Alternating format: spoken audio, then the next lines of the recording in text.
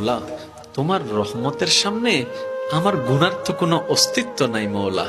আমার গুনাহ না হয় পাহাড় পরিমাণ হবে, বেশি থেকে বেশি আসমান পরিমাণ হবে, না হয় পুরা পৃথিবী পরিমাণ হবে।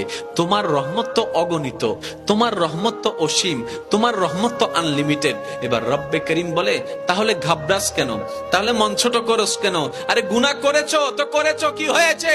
একবার তো তওবার মাধ্যমে আমি রবের দরবারে ফিরে আই। মৌলা, ফিরে আসতে পারবো তো? দরজা কি খোলা আছে?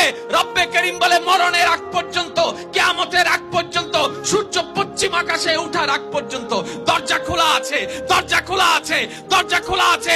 এবার বান্দা বলে, মৌলা 24টা ঘন্টার কোন টাইমে আসলে সেই দরজা খোলা পাবো? রব্বে করিম বলে, আরে ব্যাংকের দরজা খোলা থাকে নির্দিষ্ট সময়ে, অফিস আদালতের দরজা খোলা থাকে নির্দিষ্ট সময়ে, এমনকি ঘরের দরজাও খোলা থাকে নির্দিষ্ট সময়ে, এর বাইরে যাই না। কিন্তু তোর রবের দরবার এমন একটা দরবার, 24টা ঘন্টার যেই কোনো মুহূর্তে তুই আসবি, তোর রবের দরবার তোর জন্য খোলা থাকবে। সুবহানাল্লাহ।